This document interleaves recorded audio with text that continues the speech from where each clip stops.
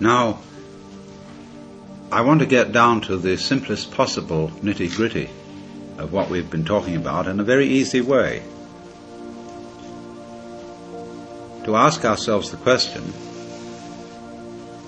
quite fundamentally, what's all the trouble about? In other words, what is your state of mind when you contemplate the possibility of everything becoming nothing? All right, so the universe is a transitory system, like a bubble, like smoke, like foam on the water. And so, how easy? Just go along with it. Dissolve. Then what? What does that do to you when you envisage that possibility? How do you feel inside? Why do you feel that way inside? And really, you can't resist this. Even if you don't believe that that's what's going to happen, and that there is some immortality principle, there is spirit or something which outlasts this change.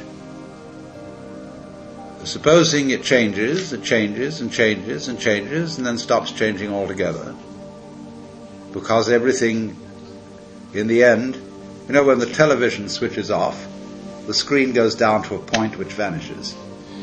Shut off. Supposing that is the conclusion of it all, and anyway, time goes by so fast, doesn't it? And the older you get, the faster it seems to go. When you're a child, time drags a good deal, seems much slower. But as you get old, you begin to read obituary notices with your contemporaries in them, and you see everything changing. You think, well, it won't be long now, after all. And it dissolves.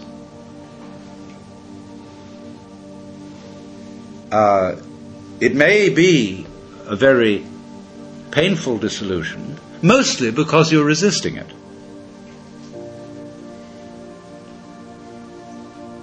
So, what's the problem? Why don't we want to give up? What do we think we're going to get by holding on and by resisting the dissolution? Now, I'm not saying at the moment that, as I'm a sort of preacher, advocating giving up. What I'm interested in, for you to feel, is what do you really feel like inside at the prospect of there being nothing, of this whole thing being a bubble that dissolves?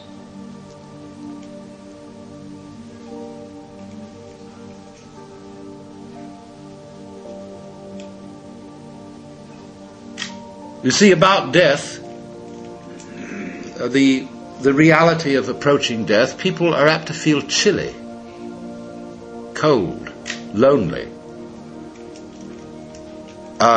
scared because it's an unknown. The most frightening thing about death is there might be something beyond it, and you don't know what it is. You remember facing the world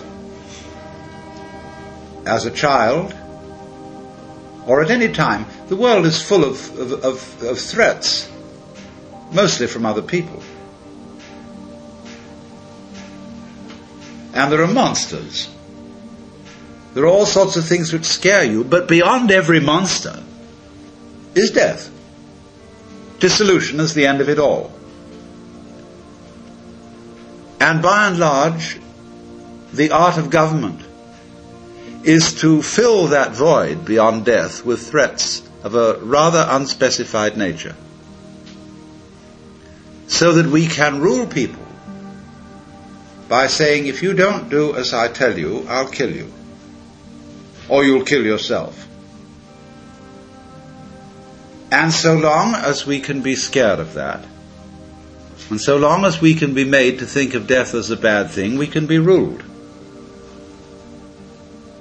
And that is why no government likes mystics. Because if we define the mystic as the person who is no longer scared of death, because the mystic is, in the simplest possible language, the person who understands that you have to have nothing to have something.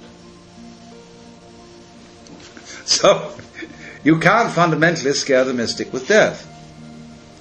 Because, say, well, what end can it all come to? What's all the trouble about? The most it can come to is nothing. I mean, there may be some troubles on the way of resisting this, basically resisting it. I mean, as you might say, the very cells in your body resist their dissolution. And so, in this resistance, there's an experience called pain, which we've been discussing. But beyond pain is annihilation. Or so it seems, anyway. What will it be like to go to sleep and never wake up? Nobody can think about it. Now, wait a minute. Nobody can think about it. But what is that state when you're teased out of thought?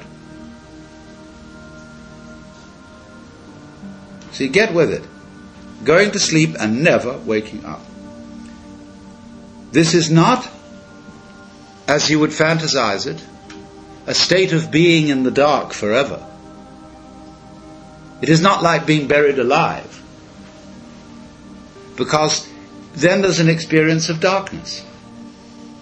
Now, I remember a little while ago having at one of my seminars a girl who was born blind.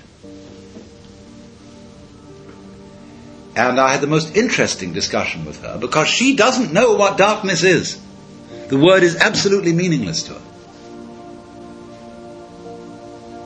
because she's never seen light. Now, so, when you really think about nothingness, it becomes like how your head looks to your eyes. And behind the eyes you don't see darkness, do you? Right now. You're not aware of a contrast of light here, black there. Behind the visual field, this way, you can't see darkness. There is simply nothing conceivable at all. Neither darkness nor light. See? All right. So, might one venture to say almost that area of blankness we call death is what lies behind the eyes. In other words, it is what we can't think about. That's what's watching. In other words, the farthest we can go in thinking about nothing, you see, we get to the root of the matter. Let me put this in another way. The world is form. Now, you cannot look for the origin of form in form. Because what you would get then would be a universe where you couldn't make out any form at all because there was so much of it. It would be like writing a letter on top of a newspaper. But one can read, one can see form, one can see the world, simply because there's always emptiness behind it. So you see, in this way, emptiness being the mother of form.